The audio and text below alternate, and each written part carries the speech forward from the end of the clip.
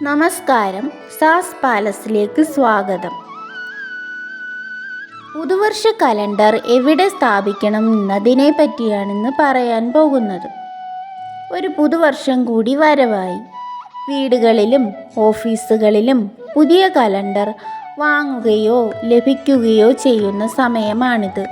പൊതുവെ നാം പഴയ കലണ്ടർ കിടന്നെടുത്തു തന്നെയാണ് പുതിയ കലണ്ടർ തൂക്കുക. എന്നാൽ ഇത്തവണ വാസ്തുശാസ്ത്രം അനുശാസിക്കുന്ന രീതിയിൽ കലണ്ടർ സ്ഥാപിച്ചു നോക്കിയാലോ? സമയത്തെയും കാലത്തെയും പ്രതിനിധീകരിക്കുന്ന ഒന്നാണ് കലണ്ടർ. അതിനാൽ ഇത് സ്ഥാപിക്കുന്ന ദിശയ്ക്കനുസരിച്ചു ഫലങ്ങൾ വ്യത്യസ്തമായിരിക്കും.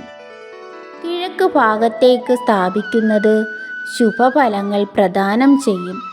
വളർച്ചയെയും വിജയത്തെയും കുറിക്കുന്ന ഭാഗമാണിത്. സൂര്യോദയ ചിത്രം ആലേഖനം ചെയ്ത കലണ്ടർ ആണെങ്കിൽ ഭാഗ്യം ഇരട്ടിക്കുമെന്നാണ് വിശ്വാസം.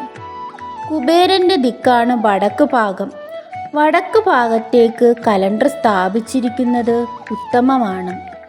ഊർജത്തിൻ്റെ സ്വാഭാവിക പ്രസരണമുള്ള ഭാഗമാണ് പടിഞ്ഞാറ്. ബിസിനസ് സംബന്ധമായ ഉയർച്ചയ്ക്ക് പടിഞ്ഞാറ് ഭാഗത്തേക്ക് കലണ്ടർ തൂക്കുന്നത് ഉത്തമമാണ്. അഭിവൃദ്ധിക്കായി വ്യാപാര സ്ഥാപനങ്ങളിൽ പടിഞ്ഞാറേ ദിശയിലേക്ക് വേണം കലണ്ടർ സ്ഥാപിക്കാൻ. തെക്ക് ഭാഗത്തേക്ക് തിരിഞ്ഞു കലണ്ടർ തൂക്കുന്നത് ദൗർഭാഗ്യമെന്നാണ് പറയുന്നത്. ധനാഗമനത്തിനു തടസ്സം സൃഷ്ടിക്കും. കൂടാതെ ഗൃഹനാഥനെ പല രീതിയിലുള്ള രോഗങ്ങൾ അലട്ടിക്കൊണ്ടിരിക്കും. പൊതുവെ പറഞ്ഞാൽ തെക്ക് ഭാഗം ഒഴിച്ച് ബാക്കി ദിശകളിലേക്ക് കലണ്ടർ സ്ഥാപിക്കാവുന്നതാണ്. ഓരോ ഭാഗത്തിനും ഓരോ ഫലങ്ങളാണെന്നേ ഉള്ളൂ. കലണ്ടറിൽ ദുഃഖചിത്രങ്ങളൊന്നും പാടില്ല. ഇത് നെഗറ്റീവ് ഊർജത്തിന് കാരണമാകും. ഭവനത്തിലേക്ക് വരുന്ന പോസിറ്റീവ് ഊർജത്തെ തടസ്സപ്പെടുത്തുന്നതിനാൽ പ്രധാന വാതിലിൽ നിന്ന് കാണത്തക്ക രീതിയിൽ ഒരിക്കലും കലണ്ടർ സ്ഥാപിക്കരുത്. ഭിത്തിയിൽ തൂക്കുന്നതാണ് നല്ലത്.